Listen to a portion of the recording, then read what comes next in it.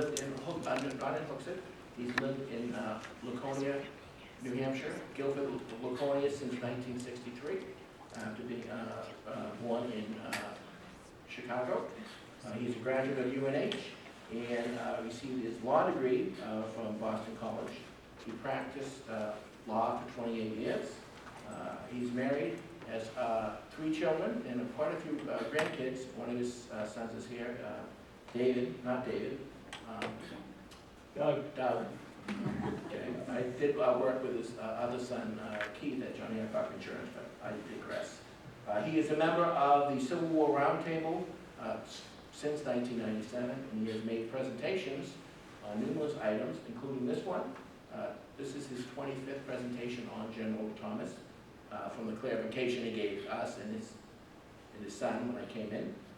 He appeared here last year on a great program on women in the Civil War, and he's has other programs on presented on the Lincoln-Douglas debates in the last day of the Battle of Gettysburg. Oh. All right. So with that, I'm going to have David come up and present. He'll be up in a second. And I'll just one second while he's coming up. Actually, it's going to on September 6th this year. It's going to actually be the 175th anniversary of the visit from Henry David Thoreau. According to his book, 2 Weeks on the Merrimack and Concord Rivers, he actually was in Hooksett 175 years ago, come September 4th of this year. So maybe, hopefully, we'll plan some type of event for that. So with that, we'll give a couple more minutes for our presenter. And again, it's wonderful to see all these new faces. And if you're interested in joining the membership, we're getting on our email address or our newsletter address. Please see Diane Vallon, who's somewhere lingering in the back. And she's our secretary. And of course, we have our vice president of tennis, tennis, I was right. So with that, David, it's all yours. Thank you very much. Good evening. Good evening. And thank you very much for the opportunity to come back again and make this presentation this evening. General George Henry Thomas has to be my most favorite presentation that I could ever expect to give to an audience. And the reason I say that is because this guy was absolutely phenomenal in the Civil War. We had great generals, but this guy was something else again. He was a close companion of Robert E. Lee for 10 years before the Civil War started. When I say close, they lived together for 10 years. First at West Point, where Lee invited him to share the apartment with Lee, his wife, and 4 children, and Thomas immediately jumped at the opportunity.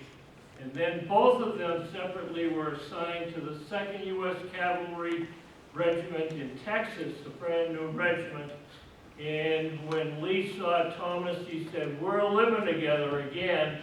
And they traveled all over the state of New Hampshire, Texas. They traveled all over the state because Lee had the primary responsibility of presiding over court-martials. Thomas hated court-martials, but he loved Lee, so he went along because Lee said, "I want you to help me," and he did for another 5 years. After they separated in 1860, the likelihood is that they never met again, they never communicated, they never corresponded, because of course, Thomas, as a loyal Virginian, supposedly, chose to stay in the U.S. Army and fight against the Confederates, and Lee struggled the night after, or the night I should say, that the Virginia voted to secede from the Union, and paced the floor all night at his home in Arlington, where Arlington National Cemetery exists now, at Arlington, trying to decide whether or not he was going to stay in the United States Army or whether he was going to resign and offer his services to the state of Virginia. And in those days, offering your services to the state was more important to these men than serving their nation. Strange turnabout from the way we think today.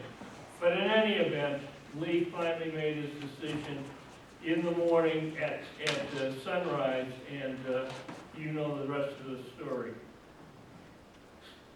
George Henry Thomas was born in Virginia, Southampton County, which is located near the James River on the peninsula, halfway between Richmond and present-day Norfolk, where the Norfolk Navy base is located at the tip.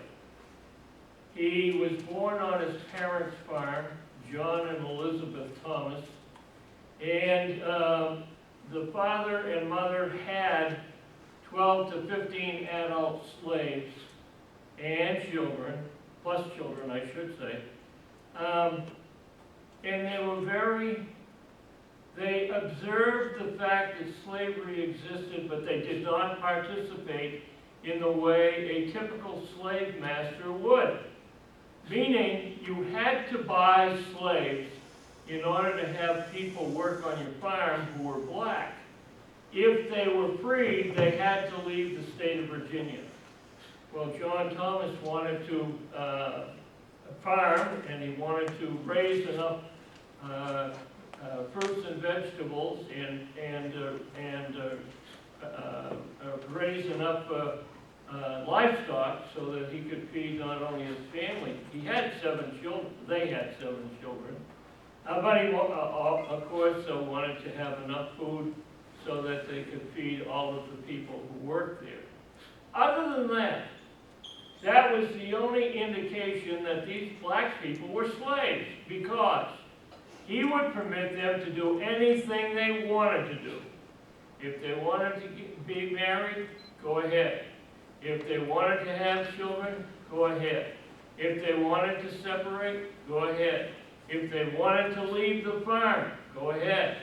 If they were worried about some slave catchers going out looking for them, never happened. That was not part of the deal at all. If they wanted to leave the state of New Hampshire and go north, Virginia and go north, go ahead. They could do anything they wanted to, except for they couldn't vote and they couldn't be free. That's it. Life was very pleasant for those people.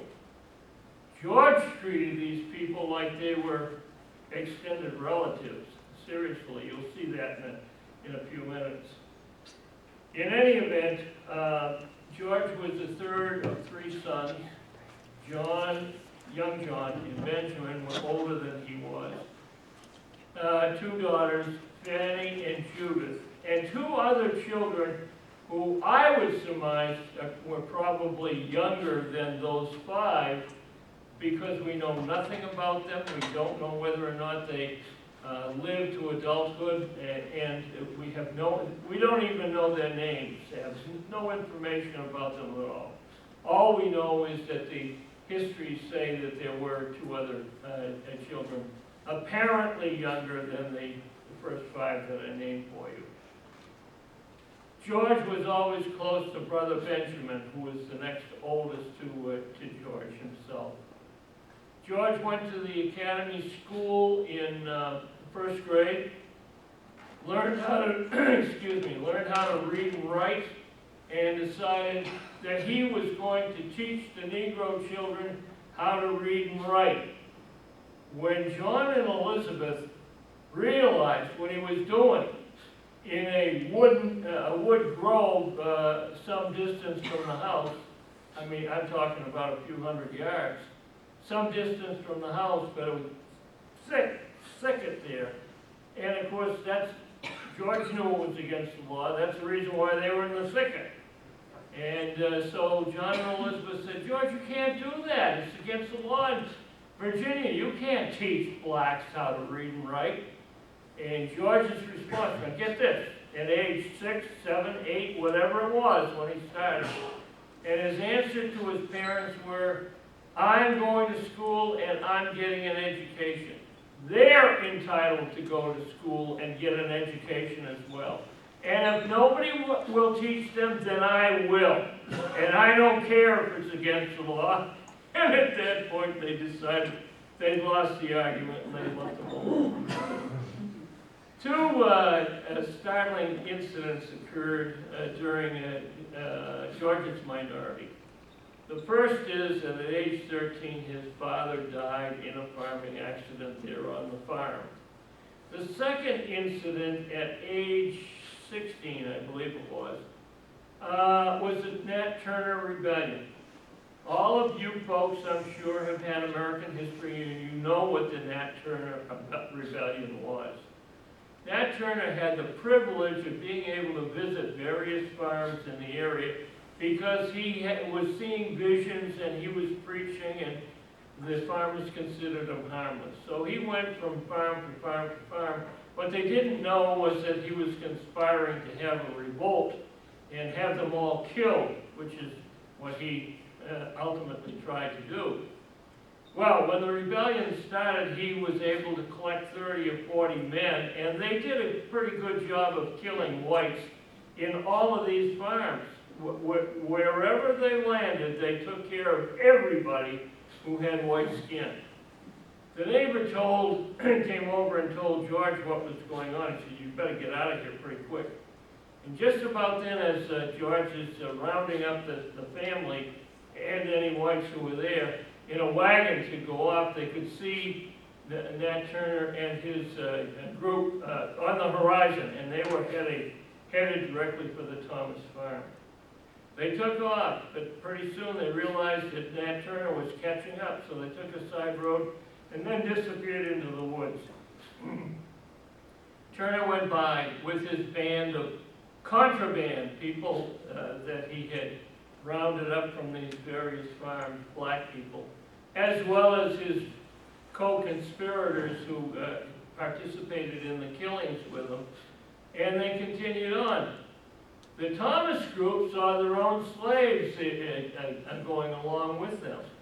So the Thomas group headed to the county seat, and they decided they were going to wait a while until the Nat Turner group was rounded up. Well, pretty soon, most of the Nat Turner group was rounded up, but Nat Turner was hiding in a culvert. And he stayed in that culvert on and off for 2 weeks, sneaking out at night in order to get food. But interestingly enough, the Thomas slaves showed up in the county seat looking for the master, meaning the missus and the family. Found them, and they had sneaked away from Nat Turner when everybody was concentrating on something else.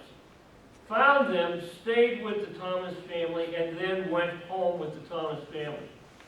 Now, if the Thomases weren't kind to him, that would not have happened. That's proof positive as to how the Thomases treated the black people on their property. At age 18, George graduated from the county academy, and he went to work for his uncle, meaning Elizabeth's brother, who was a practicing attorney in Virginia and was the clerk of the local court. George went to work for him in the uncle's private law office, and he worked for him for 2 years. Learned a little bit about the law, and then accepted an appointment to West Point from his local congressman who came by and offered it to George. George said, thank you very much. Then, on the way to West Point, he stopped off in Washington, D.C., walked to the congressman's office, and thanked him again a second time. What does that indicate? Here's a guy who was a real gentleman, and he was extremely grateful for the appointment to West Point, no question about that. The congressman said, well, that's good, but he said, I just want you to know one thing, and that is I've been in Congress for 8 years and have appointed eight people previously to you. and not one of them has graduated. And if you don't graduate, I never want to see you again.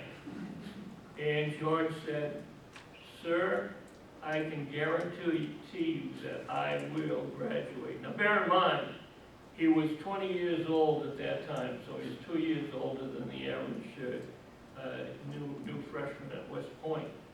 He got to West Point and he met his two roommates, a guy by the name of Stuart Van Vliet, who was from Vermont, and then a name you've never heard of, I'm sure, I'm teasing you, William Tecumseh Sherman.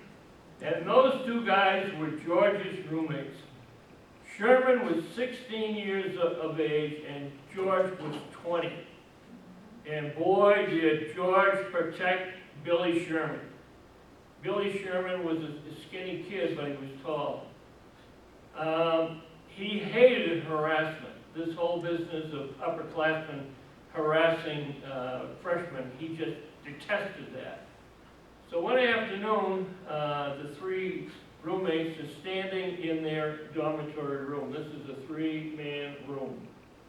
And they're talking, standing in the middle of the floor, and an upperclassman came in and started harassing them by giving foolish, inane orders. And they all looked at the upperclassman, ignored him, and the upperclassman continued on giving foolish, inane orders. George turned his head and said, "Get out of this room."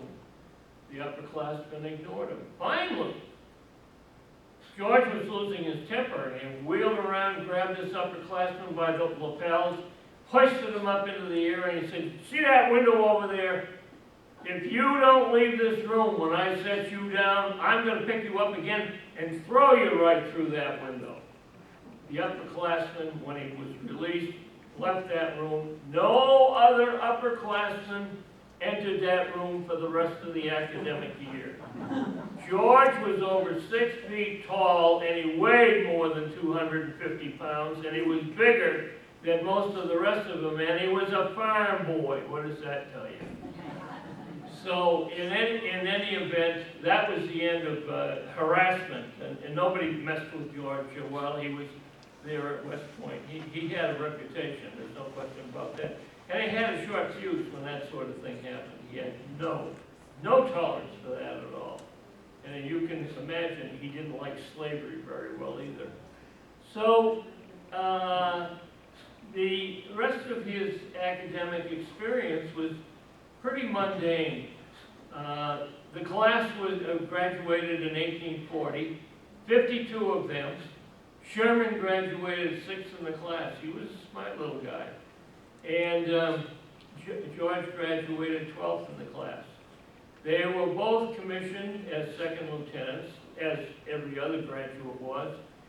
And the two of them were assigned to the 3rd U.S. Artillery and stationed in Florida in 2 separate locations. They were there in order to participate in the Seminole War, which had been going on since 1816, the year George was born, and it would go until 1852. That's a long time, as you can appreciate. You add the years too quickly, and I think you get to 36, if my math is correct tonight.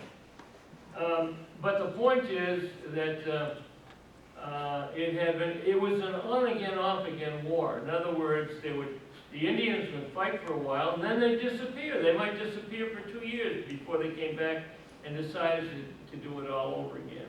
And when they disappeared, the army did not go chasing them, looking for them in order to start something again. I mean, the army was interested in calming things down, not keeping it going.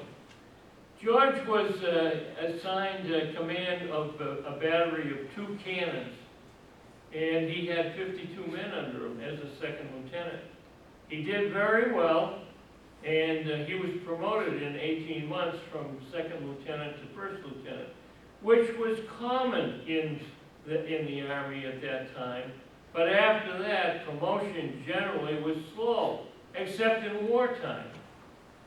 However, George was assigned a second job, which becomes important because later on it came in very handy when he became a commander of large bodies of troops. George was given the assignment of running the kitchen and supervising the commissary. By that I mean that he had responsibility for by creating a detail that went out and collected wild fruit and vegetables. He had another detail that negotiated with the farmers for domestic crops and for beef animals or any kind of animal that gave meat. And then he had a third group that participated in ordering everything that was needed in terms of dry goods, food or non-food, everything that was needed by that segment of the regiment. And that was ordered from the War Department in Washington, D.C. In addition to that, George decided that he was going to retrain the cooks because the men had been complaining about the quality of the food. He changed the menus, he changed the recipes, he showed these guys how to cook, and in 3 weeks the men were raving about the food.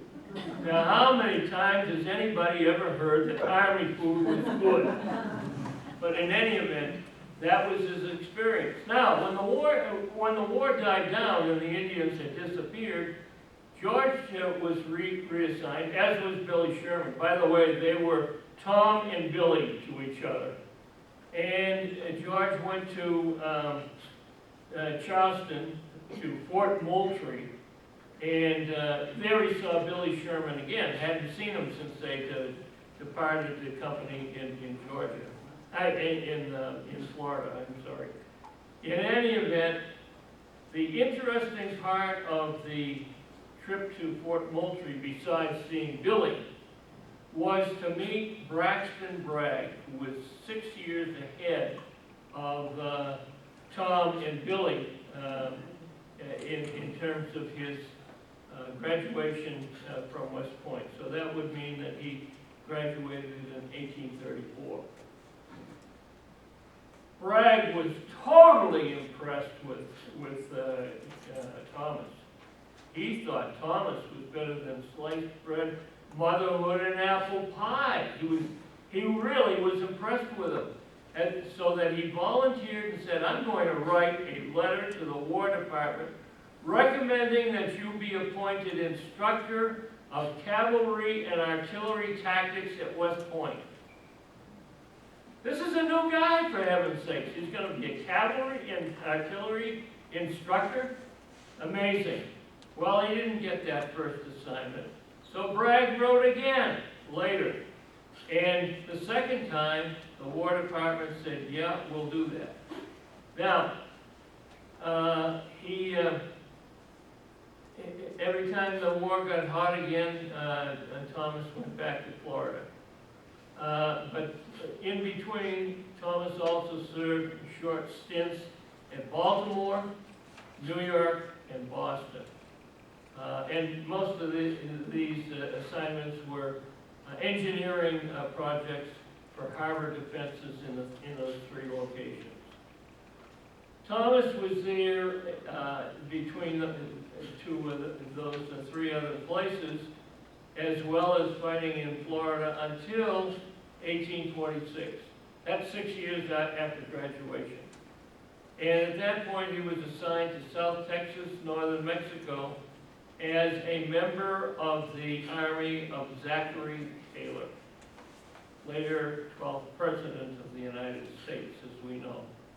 Some people don't know that, you know. It's ridiculous. But in any event, the war with Mexico started in 1846.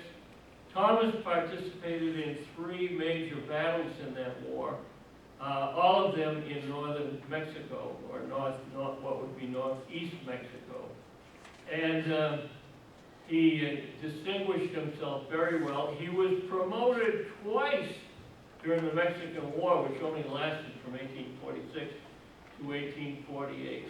What else is he famous for? He and a bunch of other young Turks who were artillery officers came up with a new way of combat with cannon, so that the Mexicans couldn't strike back and destroy cannons that after the Americans had first shot them off.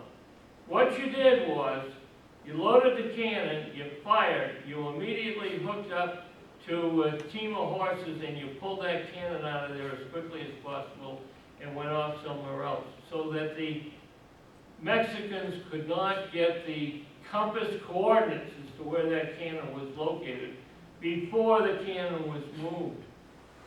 And then fire, and then go through the same step again. In other words, load, shoot, and move.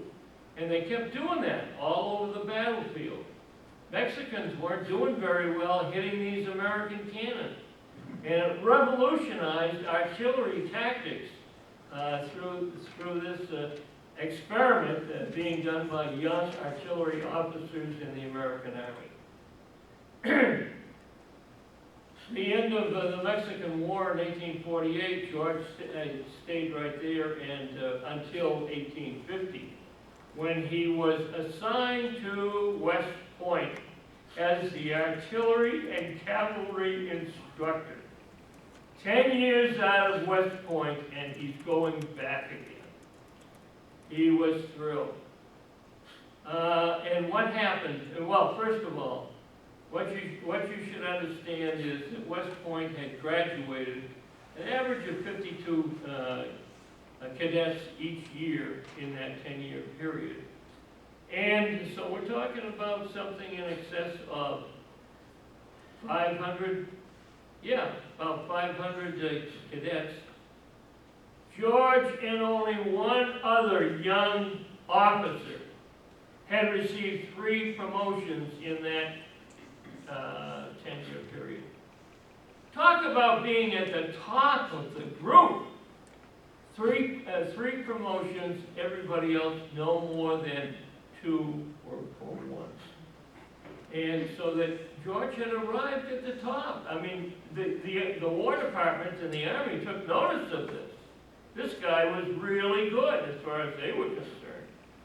And so he goes to West Point, and there he meets Robert E. Lee, and I've told you the story. But the point is that when they first met, they didn't know each other previous to that. Lee was taken with George, and George was taken with Lee. It's almost like they had been bosom buddies for life. They were so impressed with each other. Lee immediately offered George the accommodations in the superintendent's department. Well, what did that do? That gave George somebody to talk with, who would ultimately be considered by the War Department as probably the very best young U.S. Army officer, Robert E. Lee, who ended up being offered the full generalship of all armies of the United States, which he declined, and then offered in 1862, of the second year of the war, the overall generalship of all armies in the Confederacy. He's the only guy who got an offer to supervise everything on both sides of the war. That's amazing too. Well, that gives you an idea, at least, that Lee was well thought of by a lot of people. And it was no coincidence that he received those offers. He was a top man. By that time, he was a lieutenant colonel. And by the time that George ended up at West Point as the instructor in those 2 disciplines, he was a major. He'd been promoted from first lieutenant to captain and then captain to major, both during the 2-year period that he fought in Mexico. The other things that George did, which were amazing at West Point during the time, the 5 years that he was there as an instructor. By the way, he was the only instructor in those 2 disciplines. The other things that he did, in 1852, he married Frances Kellogg. Now bear in mind, he's 35 years old at this time. and he has never dated anybody. He doesn't know how to court a woman. So he goes to the West Point Library and he takes out 2 romance novels to find out how you court a woman. I can't think of a worse thing to do. When I read that, I just laughed. I thought that was absolutely remarkable. He married Frances Kellogg, and she was from Troy, New York, and she, her mother, and her sister were visiting a young cousin on the West Point campus during the summertime, and George met her, and that's when he decided he better learn how to court her, because he was really interested in her, and he didn't take him long to propose to her, and she accepted readily. He was an outstanding guy. By the way, personality-wise, he was so much like Robert E. Lee, he could have been his younger brother. They were 2 peas in a pod. They acted so courtly, so gentlemanly to other people. It was totally amazing.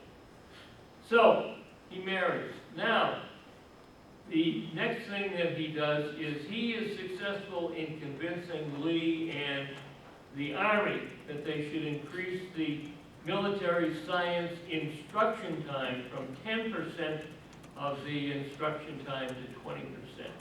Because Congress had buffaloed President Jefferson back in 1803, saying we can't afford a military academy and an engineering academy. If we're going to do something, you're going to have to train your Army officers to be engineers. And you've got to use the majority of your instruction time for engineering, not military science. So the compromise was that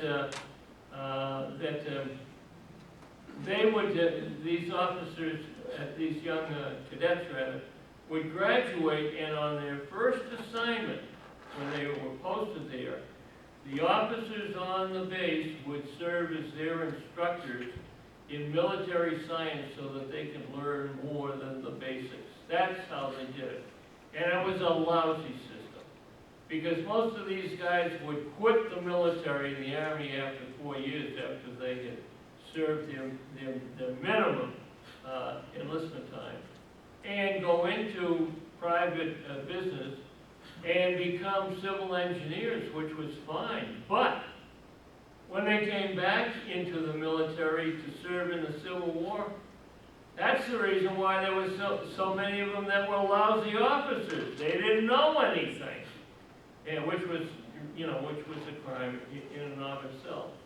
That's the advantage that Thomas had. He stayed in the military for the 30 years after graduation until he died in 1870. Well, what do you mean by that, Tecker? What I mean is that he would go to the West Point Library and take out every book that he could find on military science, whether we're talking about strategy, the overall planning of a war, tactics, the overall planning for a battle, or the how to get the best out of infantry, or out of cavalry, or out of artillery. And bear in mind, by the time he ended up at West Point, he'd been in the artillery for 10 years. He knew that pretty well. But the other thing that he did was, after he read all of those books on military science that he could find, he started reading books on general science that had a practical application to the running of an army, meaning the construction, the rebuilding, the repairing of bridges, pontoons that hold up these temporary bridges, railroad cars, boats, engines and locomotives, stringing telegraph wires. And he had crews that could string 100 miles of telegraph wires in one day. What you do is you get 20 wagons out there, you put 5 men on each wagon, you give them enough telegraph wire so that they can do 5 miles, and then they just keep on going And by the end of the day, at least, you're at number 95 to 100, and you're putting in the last 5 miles. He had a method for everything. And so what I'm saying to you is he could repair wagons, he could repair railroad cars, he could repair tracks and railroad ties, and he could do it in anywhere from 25% of the time that it took other Army units to do it, up to 50%. He was always much faster than other units because he had a system. And the system basically was he had what was called a construction battalion. 2 experts in every discipline that the Army needed in order to make that Army run. Didn't make any difference what it was. 2 experts. And they could teach a regiment what they needed to do and get that job done in a whisker. So, it depends upon which historian you want to believe. One historian says that in 5 years, George took out 25 books from the West Point Library. And the other historian says, you missed some sheets here. He took out 75 books. But it really doesn't matter when you stop and think of it, which is correct. This guy read everything that he could find in that library, everything that existed on these topics. And after he had read it, he retained it all. And then